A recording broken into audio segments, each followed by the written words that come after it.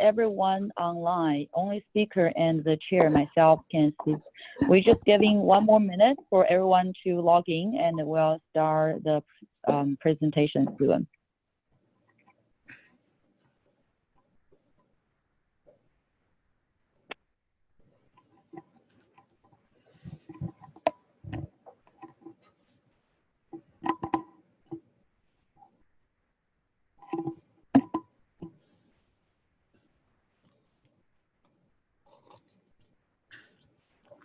Okay, I think I'll get started.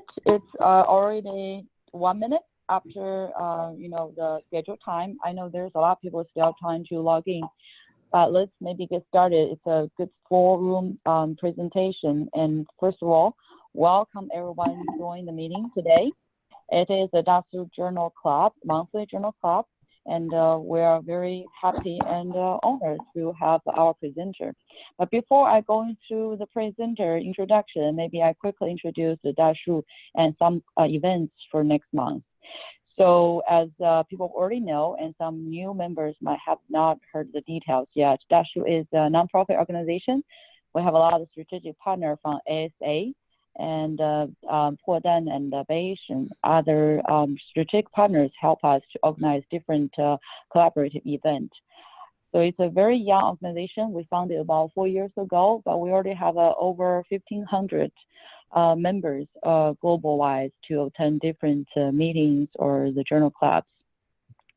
So we provide virtual community for anyone interested in data science, and myself actually is from biostatistic background, and I forgot to mention my name since most people might know, some people might not. My name is Sammy Tang, so I'm the chair for DASU Journal Club, also one of the co-founder for DASU. So we do organize different international scientific conferences globally, and also have monthly journal club. This is the one you are attending. We also have technical seminars, like last year, October, November, I think it's October somewhere, we organized the Bay Area seminar for about 250 statisticians attended the conference. We also have career development, working with different companies if they are trying to hire people in a data science background. We also have education and lectures like legal series. And recently, just to let everyone in Boston area to know, we have a leadership forum too, which is giving opportunity for the junior professionals in data science background or life science.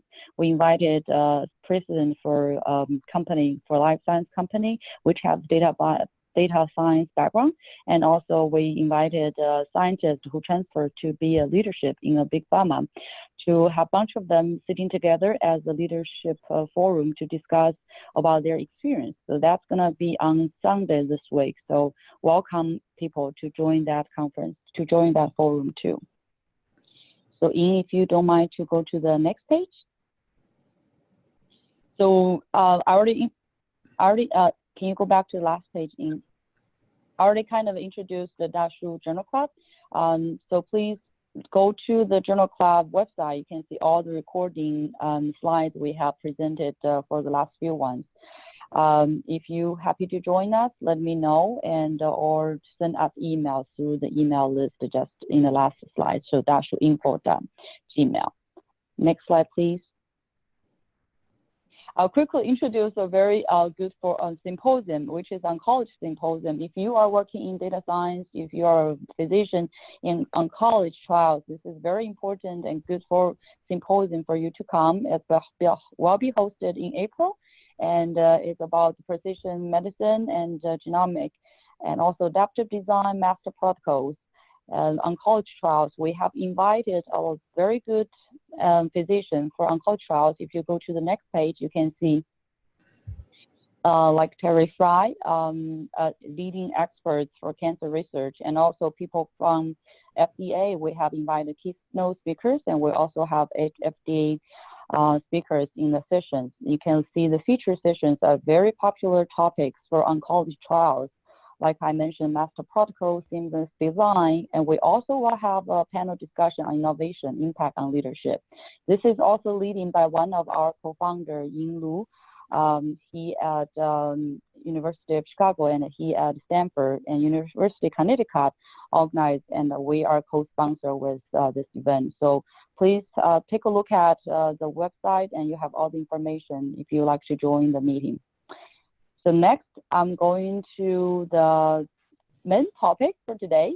Today, I'm very honored and happy to have invited one of my good friends and a good collaborator from MD Anderson, Ying Yuan, Professor Ying Yuan. So he is a full-time professor in Department of Biostats for MD Anderson Cancer Center, and he is very well known for his Bayesian adaptive clinical trials. I think most people in register today's event should know his name or read his papers or one of his books. I read about Bayesian design for phase 1, phase 2 clinical trials. And he's also the co-chief for the adaptive clinical trial design section at MD Anderson Cancer Center. So I would say if you have anything interested in the design for clinical trials, design for adaptive design, especially for phase 1, phase 2, he's definitely one of the go-to person to talk about your ideas or collaborate. So I'm very honored to have him today to present.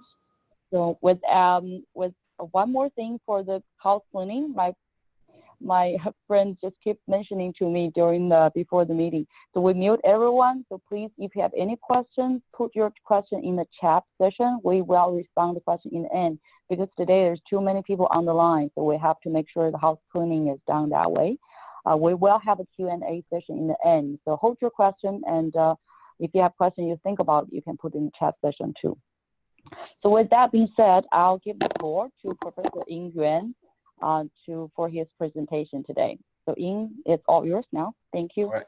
Yeah, thank you. First, I'd like to thank Sammy and Dasu for inviting me. And it's a great pleasure to have this chance to discuss some important issue in a phase 1 trial. And this is a joint work with Rita from MD Anderson and Daniel Lee, Juno Therapeutic, Lei Nie from FDA, and Casey Warren. So this is a very enjoyable collaboration. We're trying to combine wisdom from people from different perspectives. And I do hope you will find this talk useful, and you can use it in practice. Okay, I will first talk a little bit about logistical difficulty associated with late-on toxicity and fast accrual. And then I will describe time to event Bayesian optimum tight Bowen design, how to address this logistic difficulty. And I will describe a numerical study and software. Okay, so late-on toxicity, it's very common in immunotherapy and targeted therapy. In this 2011 JSO paper, and it reviewed 36 clinical trials involving targeted agent. And they found more than half of the patients develop a high-grade toxicity after the first cycle. And in addition, it's very well known immunotherapy, immunotoxicity is often late onset. And actually, late onset toxicity, it's not only new for those innovative trial. We know for the conventional radio chemotherapy, toxicity is often late onset. So late onset toxicity cause a major logistic difficulty for conduct a phase 1 trial. So let's think a trial, and the DLT takes up 8 weeks to evaluate, and the accrual rate is 1 patient per week. And then on average, 5 new patients will be accrued while waiting evaluate the previous 3 patient outcome. So the question is, how can a new patient receive timely treatment when the previous patient outcome are pending? So a lot of time we have to suspend the accrual, wait the patient outcome be evaluated before we enroll the next new patient. So this causes a huge delay in the trial. Okay, the same issue arises when the accrual is fast. So let's suppose the DLT of a new agent can be assessed in the first 28-day cycle. So it's not that long, okay? But if the accrual rate is fast, we have 8 patients come in 28 days. And then on average, 5 new patients will be accrued while waiting for evaluate previous 3 patient outcome. So we have exactly the same question, how the new patient can receive timely treatment when the previous treatment outcome are pending. So you can see actually the late onset toxicity and the fast accrual, they at the end, they result in the same logistical question. So before we really go to how to address this issue, let's first have a quick review of the overall picture about the phase 1 design. In general, phase 1 design can be divided into 3 types: algorithm-based, model-based, and the model-assisted design. Okay, 3+3 design, it's a very typical algorithm-based design. So the dose transition is based on a pre-specified algorithm rule. And as we know, so this class of design, it's very easy to understand and implement, but the performance, it's not good. So therefore, a researcher developed this model-based design. And typical example is a continuous reassessment method, CRM, and its various extension and the modification. For example, escalation with overdose control, EVOC, and CRM based on the Bayesian logistical regression model, BLRM. And the common of those, the commonality of those class of this design is they assume a dose toxicity model. And then based on the accrual data, we continuously update the model estimate and use that estimate to guide the dose transition. And a lot of research shows the model-based design has a superior performance, but it's less transparent and difficult to implement. So this motivated the development of a model-assisted design. So what's model-assisted design? It's a class of designs that utilize a model for efficient decision-making. So this is similar to model-based design. But its dose escalation, the escalation rule can be predetermined before onset of the trial in a fashion similar to the algorithm-based design. So you can see the model-assisted design combines the feature of both model-based design and the model and the algorithm-based design. So examples including the MTPI, the Boeing, and the keyboard design. And the model-assisted design, it's easy to implement. At the same time, it has a superior performance. So here is a very recent review paper published in the CCR, reviewed many novel phase 1 designs, including the model-based design like CRM, EVOC, and BLRM, and model-assist design. I just mentioned the MTPI, the Boeing, and the keyboard, as well as and compared those designs with the algorithm-based design like 3+3. So if you have another, so I will highly recommend you read this paper if you are interested in phase 1 trial design. And it's written in a very easy way to read. Okay, so let's shift back to a more specific case. How can we handle latent toxicity? So most of the existing phase 1 design I have just reviewed assume that toxicity quickly ascertainable. So in other words, we can quickly see the toxicity such that we can make a decision for the next patient. And the several designs have been developed to accommodate latent toxicity. And they can divide it as model-based and algorithm-based. For model-based design, a well-known one is the time-to event CRM, so tight CRM. And later on, the data augmentation CRM, DA-CRM. For algorithm-based, it's most well-known one, it's the rolling 6. So let's first look at the model-based approach to handle latent toxicity. So for tight CRM, the key innovation of tight CRM is that the design recognizes the follow-up time for pending patient contains partial information on their toxicity outcome. So suppose we have a phase 1 trial and the DLT assessment is 28 days. And we have 2 patients. One patient followed 3 days. Okay, the other patient followed 25 days. Both of them have not experienced toxicity yet. Obviously, those 2 patients contains different amount of information, right? For the patient who follow up 25 days and has not experienced toxicity, so this patient it's less likely to have toxicity for the patient who followed only 3 days without toxicity. Okay. So the tight CRM used that effect to accommodate latent toxicity and improve the design efficiency. So the exactly statistical approach is the tight CRM weighted the pending patient by their follow-up time in the framework of the CRM. And they use the pseudo likelihood to do the estimation and follow the same decision rule as the CRM.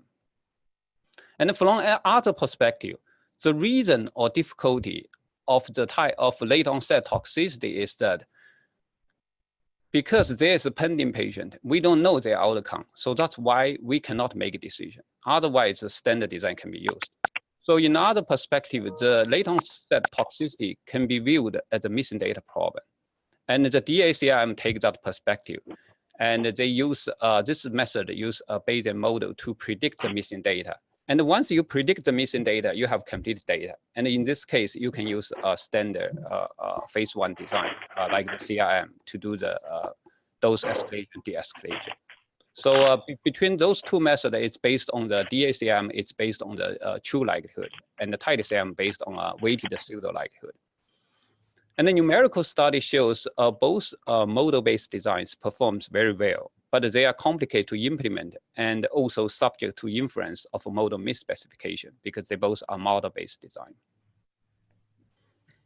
Okay, rolling 6 design, it's an algorithm-based approach to handle latent toxicity. So it's an extension of the 3+3 design. The main idea is it allows we enroll patient up to 6 patients, even some patient outcome is pending. And the main advantage of rolling 6 is I showed in the bottom, and its decision rule can be pre-tabulated. So when you conduct the trial, you don't really have to do a complicated imputation. What you really do is you just look at the table and make the decision. So the rolling 6, it's very easy to implement, but because it's based on the same framework as the 3+3, and it inherits many drawbacks of the 3+3 design. So the question is, can we have a design that combines the good performance of the TIDACM with the simplicity of the rolling 6? So this leads to the design we will talk about today. It's the time to event Boeing design. And it's also a model assisted design. Okay, before we go to a tight Boeing, let's first review a little bit standard Boeing, how it performs, how the decision is made. So it's a very simple and transparent design. So at any time when you want to make a decision, what you need to do is you just compute the DLT rate at the current dose. So which is essentially you are divided the number of patients experience DLT at the current dose and divided by the number of patients treated at the current dose. For example, at the current dose, you treat 3 patients, 1 DLT, then the observed DLT rate is 33%. If you treat 5 patients, there is 1 DLT, that's 20%, okay? So in other words, that's also the maximum likelihood estimate of DLT rate at the current dose. So what you need to do is you compare this observed DLT rate with 2 cutoffs. One is called escalation boundary, lambda E, and the other is de-escalation boundary, lambda D. If the observed DLT rate is less than the escalation boundary, that means the current toxicity is too low, we escalate dose. And if the observed DLT rate at the current dose is greater than lambda D, de-escalation boundary, that means the current DLT rate is too high, we de-escalate dose. And otherwise, we retain at the current dose. You treat the next patient at the same dose. So this slide shows the optimum boundary for different target toxicity rate. And you can see we list the different target toxicity rate, 10%, 15, 20, 25, and so on. And in the table shows the boundaries. So for example, if we want to design a trial with target 25%, then the escalation boundary is 0.197, the exit boundary is 0.298. And you may ask where we get those numbers. So those numbers are derived to minimize the probability of making incorrect decision of dose escalation, de-escalation. So that's the reason it's called the optimal, Bayesian optimal interval design. Okay, so if you plug those in, so this is the design you're going to have if you wanted to design phase 1 trial with target 25%. So every time you compute the DLT rate at the current dose, if it's less than 0.197, escalate. If it's greater than 0.298, de-escalate. If it's in between, you treat the next patient at the same dose. So you can see it's extremely simple and transparent design. But this design cannot be directly used to handle latent toxicity. It's because we have pending patient. So here we illustrate a trial. We have a DLT assessment at 3 months, okay? And we have 3 patients, number 1, 2, 3, enrolled sequentially. And you can see each person have a line. So that line indicates a follow-up for that patient, okay? And you can see let's say assume when the first patient come in, we have to make a decision, choose a dose for that patient. And at this moment, you can see the patient number 1 already finished 3 months assessment. We know patient number 1, no DLT. But for patient 2 and 3, those 2 patients are only partially followed. And at that moment, they have not experienced toxicity yet. But we don't know eventually they will have toxicity or not. So those 2 patients, it's a pending patient, right? So their outcome is unknown. So if we really continue follow, we will find that the number 2 eventually experience DLT, and the number 3 never have a DLT. So to formalize this pending and the missing data issue, let's first introduce some notation. So here I use T denote the pre-specified DLT assessment. So the T should be long enough to cover all DLTs that are relevant for defining MTD. So if you design a trial, you are not sure your toxicity, how long it's gonna take. So the suggestion is you're gonna take the longest time. You think it will cover the toxicity, okay? And the YI here is a DLT indicator. And if a patient experiences DLT and YI equals 1, and otherwise YI equals to 0. And suppose at the moment of decision making, M patients are enrolled at the current dose, and R patients have completed the DLT assessment. And in other words, we know their DLT data for those R patients. And we denote this set of patients by O. That means their outcome observed. Okay, the remaining N minus R patient, they have not completed the DLT assessment. So those patients we call the pending patient. And because their outcome YI are pending or missing. And we denote those pending patients by M, means their outcome is missing. And we use TI denote the follow-up time for the patient whose DLT data are pending. Okay, and from here, you immediately see why the standard Bayesian cannot directly used for handle a trial with latent toxicity. Because the observed toxicity rate or maximum likelihood estimate of toxicity rate at the current dose, it consists of 2 components. The one is the YI from patient who have finished the DLC assessment, and the YI from the pending patient. So the issue is we cannot calculate the p-hat because the YI is not observed for pending patient.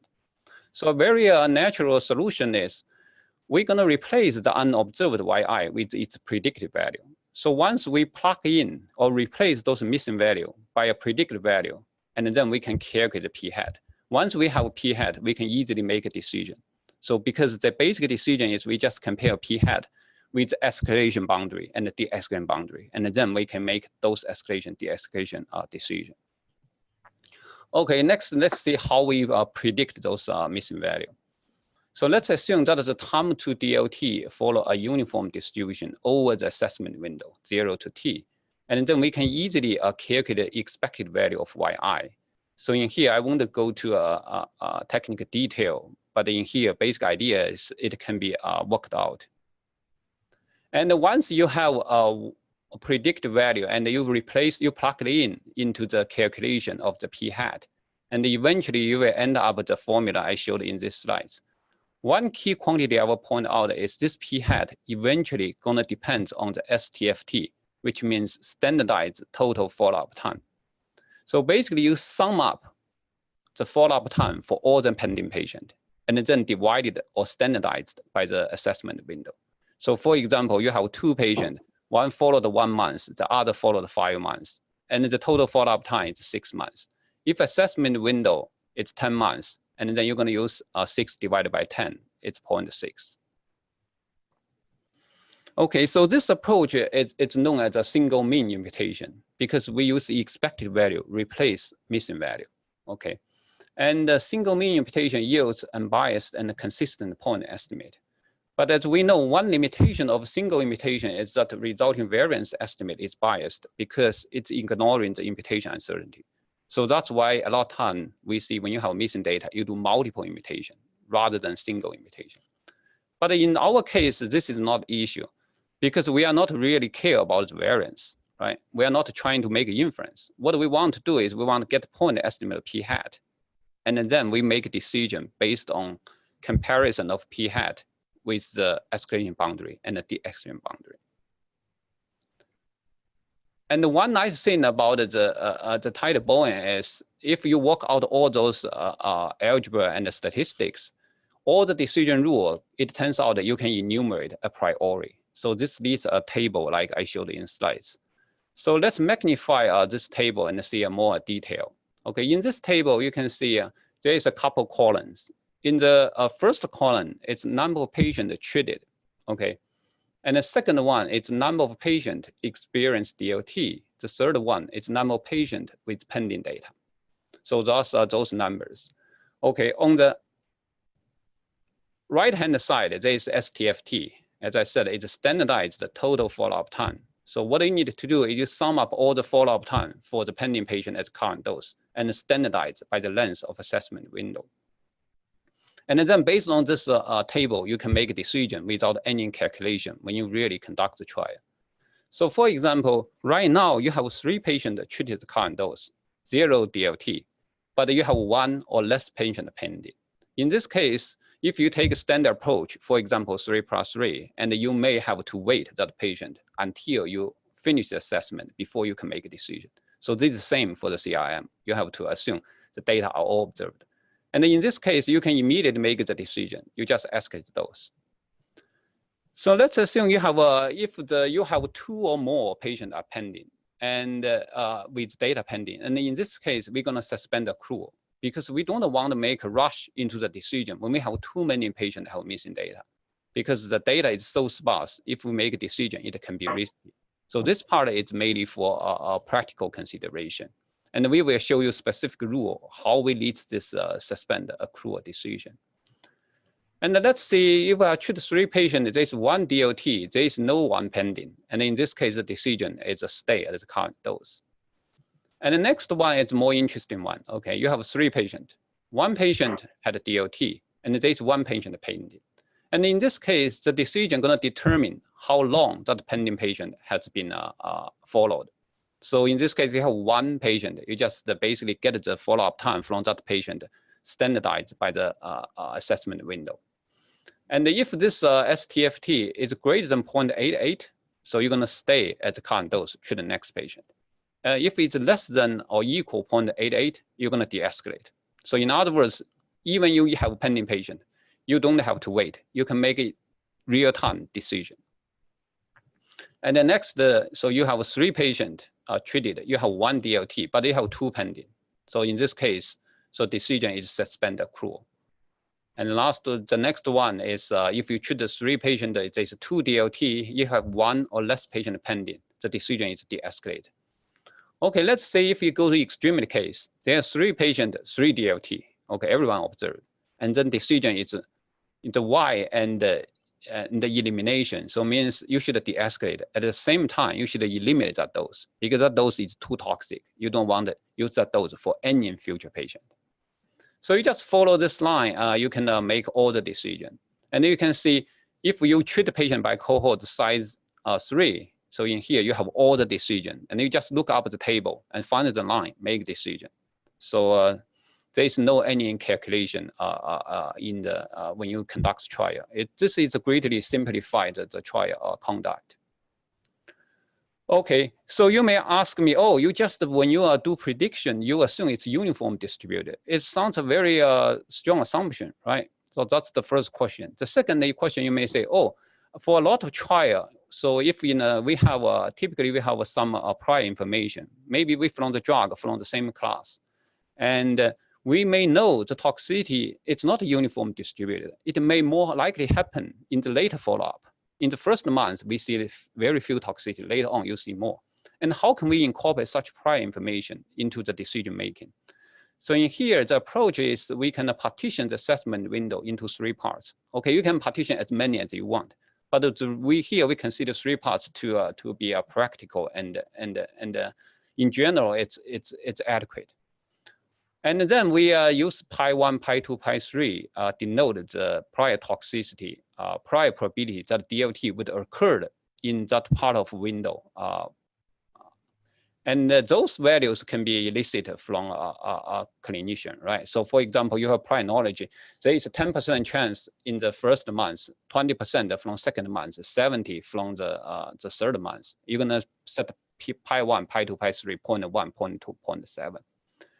And then what you do is the only thing you need to change is when you calculate STFT, because right now, across the assessment window, different period time have different likelihood to have toxicity. So what you need to do, basically you just weight the standard total follow-up time, STFT, by those prior probability. So you will end up, we call it weighted STFT. A very, very nice feature is, so when you use this informative prior for the time to DLT, it doesn't change the decision table. So that means what you need to do is you just replace the STFT by the weighted STFT. The decision table is always the same.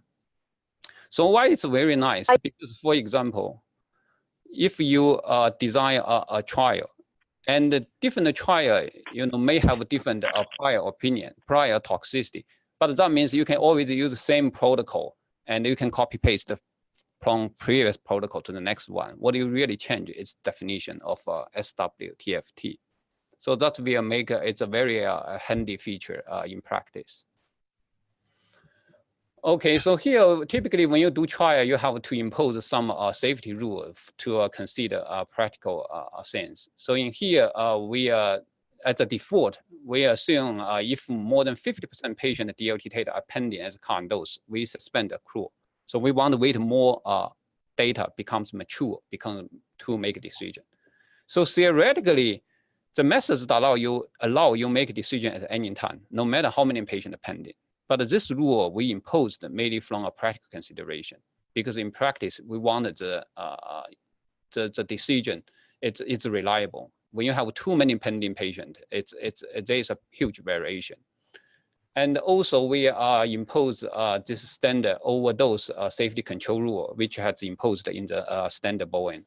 So basically this says, if at any time, any dose, we treat more than 3 patients, and given the observed data, there is more than 95% chance and toxicity greater than your target. Okay, so here phi is the target toxic rate, P is the true toxic rate at the current dose. So if posterior probability greater than 95, so that means there's a huge likelihood, huge chance that the true DLT greater than your target. Of course, in this case, we should eliminate that dose and do dose de-escalation. So this you can think it's like overdose control and safety control. And when you finish the trial, and when you finish the trial, that means when the maximum sample size is reached, and we can stop the trial, select the dose whose isotonic estimate of toxicity rate is close to phi at the MTD. But at this moment, you can see you already done the trial, and you have data. So you really have a lot of flexibility to choose the method you select the MTD. You can use the logistical model, or you can use the exact approach as CRM. Okay. The isotonic estimate is just one approach to do it. Okay, so here I'm gonna quickly show you a simulation study to show the performance of the design compared with other designs. So in here we consider phase 1 trial with 7 dose levels. And the DLT assessment is 3 months, and the accrual is 2 patients per month. And you can see in this case, accrual rate is much faster than the assessment window. So that means when the first patient finishes assessment, and you already enrolled 6 patients, right? And then in standard approach, you have to suspend accrual. And we generated the true time to DLT sampled from viable distribution, and we control 50% of DLT occurred in the second half of assessment window. So recall, in our design, we assume the time to DLT uniform distributed, okay? The truth is sample from viable. So that means this also can used as evaluate the sensitivity analysis. So one interesting thing is if you look at the tight CRM, if you're familiar with it, so they also did a lot of simulation. At the end, they also recommend the uniform prior because they found in general, it's extremely robust and have a very good performance. But as I said, the design itself allow you incorporate prior information. You can choose different prior for different partition. I discussed the 3 partition, okay? So the maximum sample size is 36, and the patient treated in cohort size 3. And we consider target DLT rate 20% to 30%. And we have considered 8 scenarios for each toxic rate. So here shows the true DLT rate at each dose level.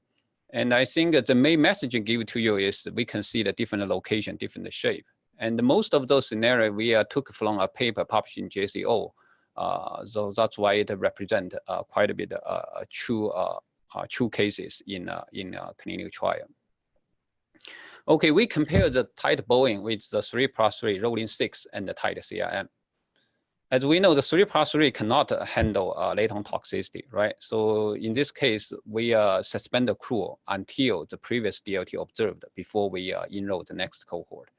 And also 3+3 and the rolling 6 often stop the trial early because they share the same stopping rule. If 2 out of 3 have toxicity, they immediately stop the trial. And this will result unfair comparison. And because one uses larger sample size, one uses small. So in here, what we do is we take a typical approach. When you finish 3+3, typically we do cohort expansion. So in this case, when the 3+3 finished, have not reached 36, and then we do cohort expansion at the MTD until they have a 36 patient. So in that case, we put every design in the same ground to make fair comparison. And in here, we consider several performance metric. And the first one is a correct selection of MTD, and the percentage of patient allocated to MTD, and the percentage of overdosing selection, and the percentage of patient overdosed. So those 2 overdosing metric is really important for late onset toxicity, because the whole risk of latent toxicity is at this moment you don't see toxicity does not mean for the next moment you will not see, right? So that means in this case, the whole risk we may take is we may underestimate toxicity because toxicity may happen later. So that's why it's very important to check those overdose performance. And then we also look at the percentage of regretful trial. So how we define it? It's defined a trial that failed to de-escalate dose when 2 out of first 3 patients had a DLT at any dose.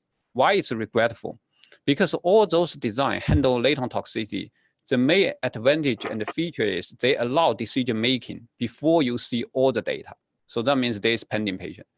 And after you make a decision, those pending patients may turn out they have toxicity or not toxicity.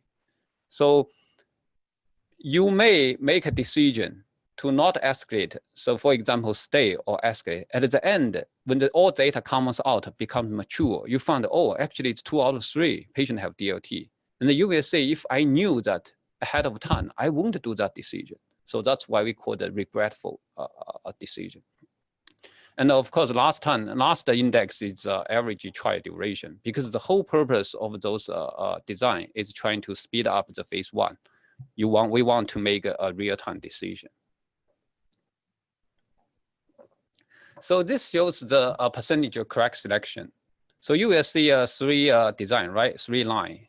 Purple is rolling 6, green is tight Boeing, and red is tight CIM. You may say, where is 3+3? Okay, so what we did, we used 3+3 as a baseline. We take a difference of those 3 designs versus the 3+3. So that means if it's 0, that means if we look y-axis, if 0, that means this design has the similar selection percentage as 3+3.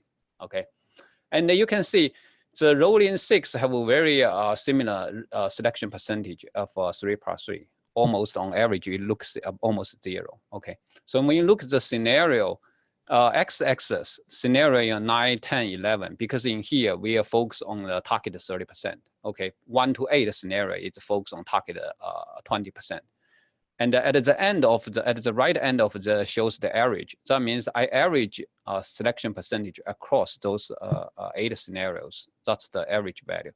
So you can focus on right-hand side. That's the average performance. Okay. And you can see almost rolling 6 have the same selection as the 3+3. So that's as expected because it's basically it's used the same rule as 3+3. And then you can see tight bowing and tight CM have a much higher selection percentage than the rolling 6. So that means we are more likely correctly identify the MTD. And here is number of patients treated the MTD. And we can see the same pattern. The rolling 6 and the tight bowing and the tight CM have a similar performance and much better than the rolling 6. And here is the percentage of patients overdosed. And you can see because the rolling 6 take approach at the 3+3, it's tended to be very conservative. So that's why it have a lowest percentage of overdosing. And the bowing it's a little bit higher, but you can see the tight CM it's much higher than the two designs. We observe the same pattern for the selection of dose above the MTD. How likely you choose a dose toxic as the MTD. And here is the percentage of regretful trial. And again, so the tight bowing, has the best performance. So it make lowest percentage of regretful trial compared with the other two designs. So last one is the trial duration. I think this is the major motivation people wanted to those design to handle latent toxicity. You want to save time. You want to speed up the trial. Okay, you can see first even notice all those average below 0. Look y-axis. Okay, at the top is 0. So that means you save time. And when you look here, you can on average, the rolling 6 can save about 10 months. And the tight CM, tight bowing can save about 15 or 16 months. So that's a pretty nice time saving. Okay, so here is a quick summary of the simulation results. So by leverage the follow-up time data from pending patient, tight bowing, it's much more efficient than rolling 6. So remember, rolling 6 never used the follow-up time. As I said at the very beginning, follow-up time contains rich information. Also, that's why the tight CM, it's very good performance. It's totally because it's used this follow-up time data. It contains a lot of information about the pending patient. And the tight bowing, it's safer than the tight CM and can be implemented in a simple and a transparent way as rolling 6. So the tight bowing has a great potential to shorten trial duration, accelerate drug development. Okay, I think a lot of questions you guys are going to have is, oh, you have a nice design, you have good performance. Is it used in practice? So the answer is yes. So here I'm going to quickly go through 2 examples. Okay, so those are trial at MD Anderson. The first one is it's our protocol. It's 2018-0899. So it's a phase 1 trial of a PARP inhibitor in combination with radiotherapy for recurrent gynecological cancer. So in this trial, this is a typical case, the DLT late onset. So that's why the investigator set the DLT assessment very long, 5 months. And they 4 dose, target toxicity 30%. And in this case, we do have some prior information about the time to toxicity. That's why we get this informative prior toxicity probability. So you can see in this case, in the first 2/3 of the follow-up assessment window, there's more likely to have toxicity. In the last third, there's less chance. So this protocol, because for confidential issue, I cannot go to detail, give you too much detailed information. So this protocol, it's a FDA protocol. It's IRB already approved. It's ready to accrue. And here is the decision table you see we included in the protocol. So in other words, when you do the trial, there is no complicated software or calculation. You just look at the table, make a decision. So the second application I want to show is a different case. In this case, you can see this is the phase 1 trial in a solid cancer. The DLT assessment, it's very standard, 28 days. It's not too long. But the question is for this one, the sponsor wanted to finish this trial as soon as possible. So they use multi-site, and the accrual is expected to be very fast. So that's why this is another case, tight bowing is very useful. You have standard assessment window, 21 or 28 days, but the accrual is fast. So in this case, eventually we used accelerated titration. So before you see grade 2 toxicity, you escalate dose. When you see the first grade 2 toxicity, we switch to a tight bowing. And here is the design flow chart in the protocol, and this is the decision table, very similar as I introduced. Okay, And you can see up to this moment, the key point is how can I get table, right? If you get decision table, conduct tight bowing, it's very straightforward. So in order to help people to do that, so we prepared a software to do it. The first one is a desktop application. You can download it, install it on your computer. The other one is a web application. So let's first look at this desktop application. So you can Google MD Anderson software download. It will lead you to this website, and you can find the bowing desktop program. And we released this software in 2016, and so far we have over 1,000 users. And if you install and run the program, so this is gonna look like. So it's a suite, can handle different cases for phase 1. So the first bowing is for standard single agent. And the second one is tight bowing when you have a late onset toxicity or fast accrual. Last one is for handle combination trial. So in here, we're gonna focus on tight bowing. So you click that tight bowing huge green button, and here it's gonna come up. So basically at the beginning, there's a short, very short tutorial tell you how to use this program. So it's as easy as 1, 2, 3, there's 3 steps. And every time this will, when you first install, this will show up, okay? If you hate it, you will notice in the right corner, they don't show this again, and you can check it. So it will disappear in the next time you run it. Okay, so here is the interface looks like. And of course, at the beginning, you have to specify your design parameter. So it have a very, I think it's a very intuitive interface, and most you can easily understand what to do. And on the right side, you can see those yellow windows. So this is the on real-time help. If you go click each of those, you see a lot of small panels. There is a dose and the sample size in blue color. If you click any of them on the right-hand side, those yellow window, it will shows the help file, what those parameters mean. And say, for example, you have to specify, I magnified part of it. You will specify number of dose, your starting dose level, your maximum cohort size, and your cohort size, and you stop the trial if number of patients assigned to a single dose reach certain number of. So this is a very nice feature that I highlighted there is, so it's allow you stop the trial before you use up all the patient, okay? So for many designs like CRM or MTPI, or you typically stop the trial after you reach the maximum sample size. So in here, we allow you stop early. The whole rationale is if you continue to treat the patient at the 1 dose, that means you already find the MTD, it's saturated. So this allow you stop early and accelerate a phase 1 trial. And here allow you assessment the accrual. You have to fill in the DLT assessment window. And so you can days or in months, your accrual rate. And the bottom one is the how you specify the prior information I just described. In here, we divided the assessment window into 3 interval, 3 trimesters. And you can see the default is use uniform prior. If you uncheck it, it allow you enter the number you want. And also this is you have this elimination rule. So this is for overdose control. And what I really want to talk about is the last one, this mirror, what I just talked about. By default, so when you more than 50% of a patient are pending, and in this case, you suspend accrual. But we do allow you change it. If you uncheck it, you can change it. And if you click the show, after you specify those trial design parameter, you should click show the escalation table. It will generate a table for you. And it also allow you run the simulation to generate operating characteristic.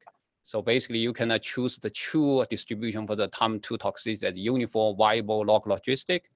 And you choose viable, it will allow you, because viable have 2 parameters, you can have freedom to choose how many DLT gonna happen in the later half window.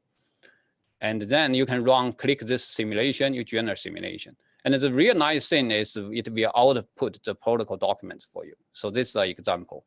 And literally, basically what you need to do is just do copy paste. Okay, so in other words, design a trial, literally just 2 or 3 minutes. Okay, so this is the protocol template looks like. Everything is there, and all your simulation, it automatically incorporated into this template. So you can see it's a really nice design. We are trying to simplify the work statisticians need to do. So is there anything better? So it's free. Okay, so the whole software is free. You just go there, you can download it. And we also have an online application. If you sometime you don't have a chance to install the software, it's in the trialdesign.org. And if you go there, so actually it's a platform, have all kinds of designs. So if you go to phase 1, you will find the tight Boeing. So it have a very similar graphic interface as the I have showed. So you can do also download the protocol. Okay, so here last slides. So here is a reference you may read. And I think the first one it's the overall of review of phase 1 novel phase 1 trial. So that's the one I have showed at the very beginning. And the second paper it's described tight Boeing. And I think the last one is we later on we think about issue, can we generalize this approach to all the model assist design? Okay, Boeing is one type of model assist design, right? So you have also a keyboard MTBI. So in here we propose time keyboard and the time MTBI design. So if you're really interested, you can take a look. All right, thank you. Okay. Thank you. Yeah, thank you, Professor Yuan. Yeah, for a very informative and enlightening talk. So let's move on to the Q&A.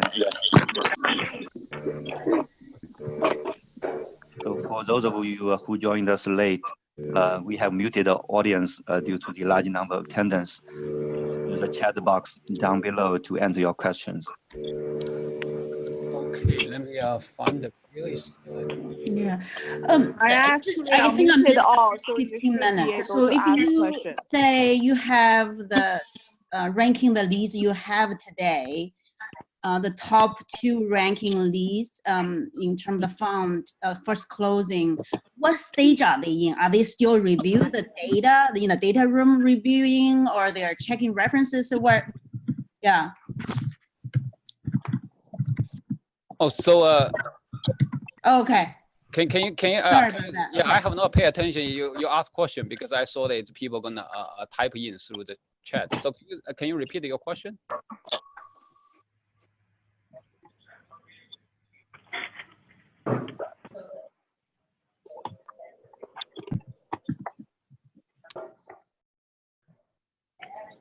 So I think overall, if you guys have some question, So if they're in the data room, look at our stuff, and then just question back and forth, that type of thing. Anything else they needed to do to move to the next stage? What is that? Give me a little bit. I'm so new to this. I try to understand that. So you ask a question or I think maybe she's not talking about this. I got confused on her question too. Anyway, okay. So there is one question. Okay, so here is one question. Okay, let me read it. So what's the best source for prior information for STFT?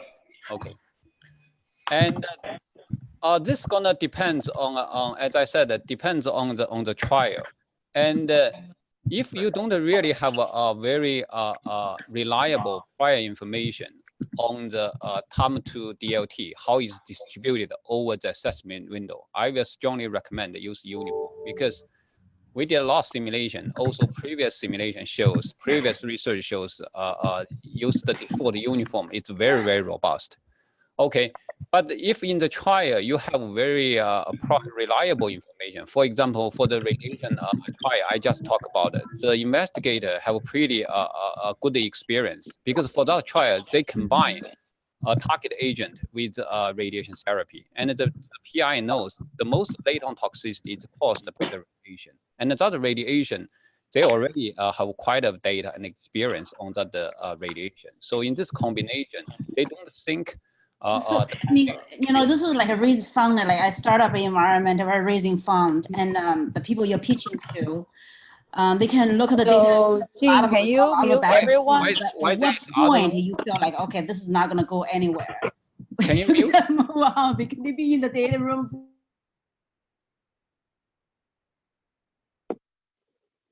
Yes, I muted everyone.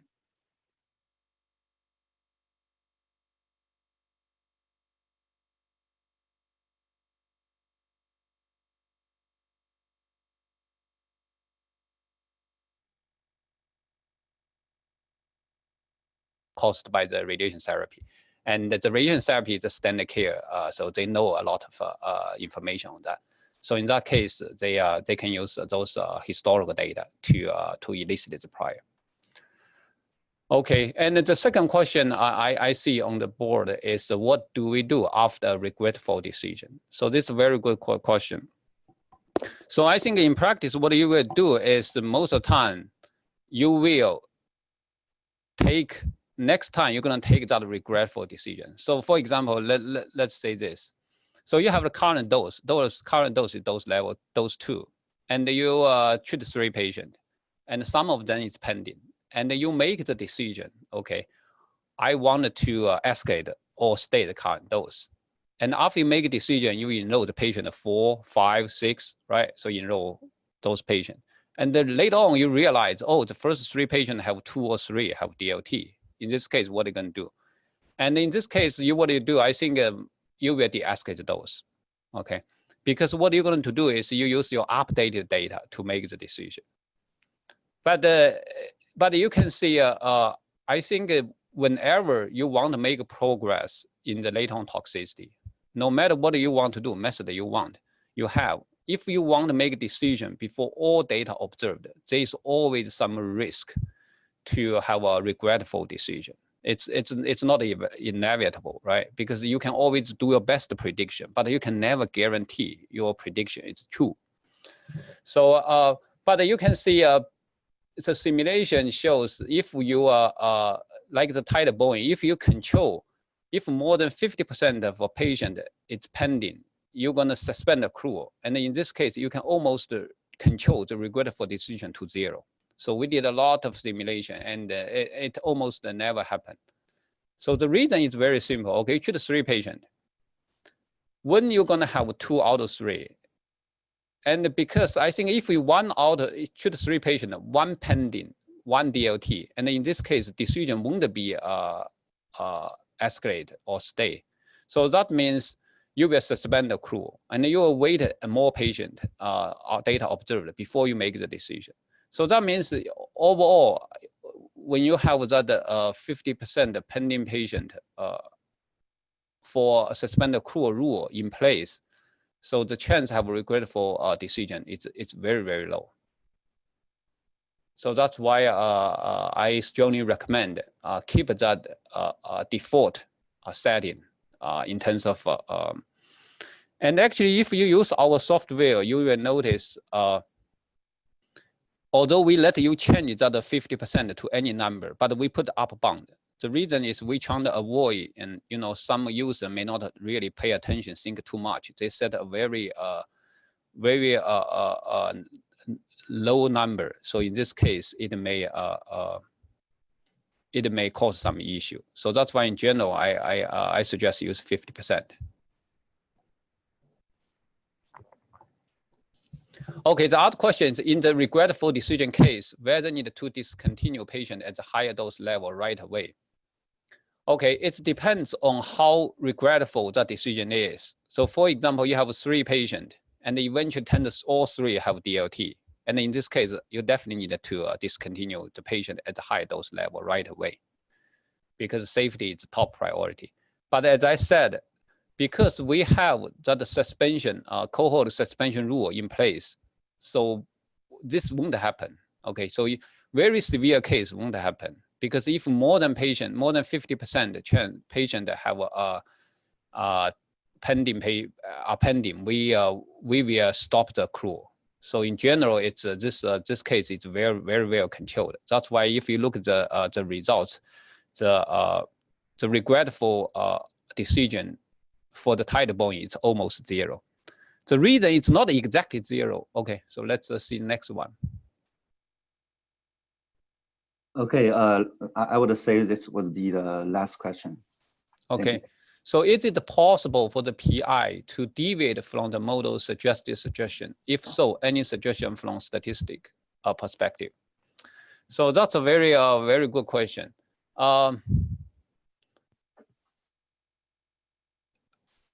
I think, okay, yes. So in practice, okay, you will see the PI almost always, a lot of times, they override the decision recommended by the stakes method or model. Okay, so of course, I think if you have enough clinical justification, of course, the PI can override the method decision. But I think that decision need a very good clinical justification, because if you allow the PI freely change the decision, it will totally destroy the operating characteristic, right? And in this case, you cannot really guarantee the performance of the design. So that's why I think the short answer is yes, it's possible, but you should do it very carefully. You should get enough very strong clinical justification to do it. And actually, I think in the title Boeing, we put a lot of practical consideration and the constraint. So most time, I think a very extremely case in terms of toxicity, we already exclude those cases. It won't happen under the design. But in the case, for example, if one patient died, and the PI is really concerned, and I think yeah, it's very justified to deviate from the method suggested decision. Okay, Professor Yuan, thank you again, and thanks to everyone for joining us today. So today's recording will be available on DASU website for reviewing, and the presentation will also be available for download there. So please continue to follow us on dasu.org. We actually also have a WeChat public account. So if you use WeChat, I believe most of you do, please follow us there as well. Please let us know if you have any questions or comments. You may find our contact information from our website. With that, thanks everyone, and we'll see you next time. Yeah, one last thing, if you have any question, you can email me. Feel free to email me. Thank you, Professor Yuan. All right. Okay, thanks everyone. All right, Bye thank now. you.